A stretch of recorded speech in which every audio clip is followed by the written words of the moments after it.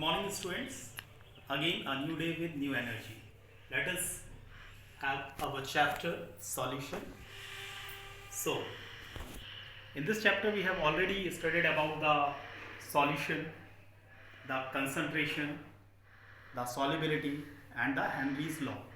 Firstly, let us revise the last topic which we have studied yesterday, that is Henry's law. What is Henry's law? Henry's law is basically applicable for the dissolution of gases in liquid, that is in water.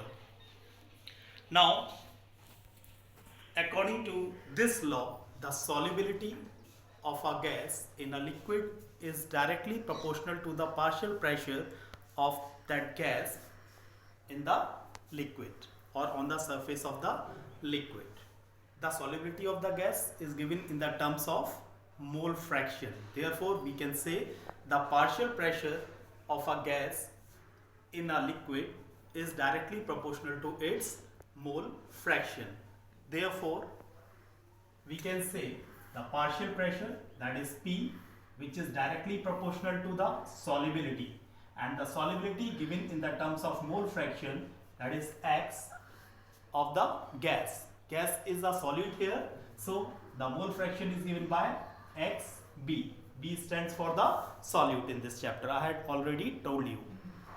Therefore, P is equals to KHXB. So the formula becomes partial pressure P is equals to KH, Henry's law constant, already studied yesterday, XB, mole fraction of solute or the gases. Now, let us start the today's topic, that is the application of Henry's law. Let us come to the application of, one by one we will study the application of Henry's law. So, the first application is to increase the solubility of CO2 in soft drinks and soda water. The bottles are sealed under high pressure. The second one, the scuba divers use the oxygen cylinder diluted with helium in order to reduce the painful effect during inhalation of oxygen due to the high pressure, leads to the condition known as bands. Let I explain you what do you mean by the term.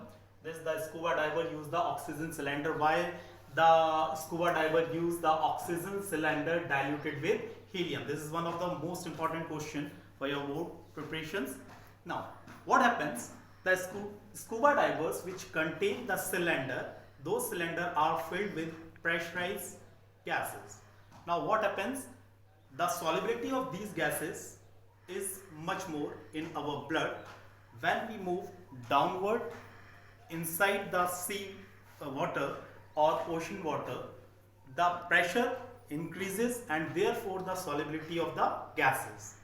The oxygen is used in different metabolic activities, but on the other hand, when we come again to the top surface or the above surface, the nitrogen is converted into bubbles. Those bubbles create the pressure or block the capillaries.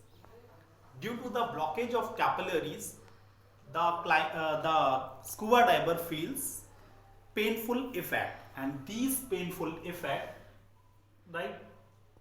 cause a condition that is known as bands, B-E-N-D-S, bands.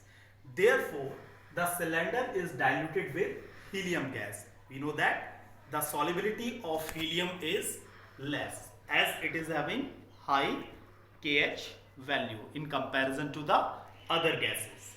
Now, let us come to the third application. At high altitude, the partial pressure of oxygen is less than that at ground level. This leads to low concentration of oxygen in blood and tissue.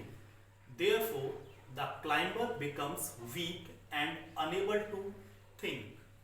The symptoms of conditions are known as anoxia. A-N-O-X-I-A, anoxia. Now, again the question arises, why anoxia is carried out or why the conditions arises such as anoxia.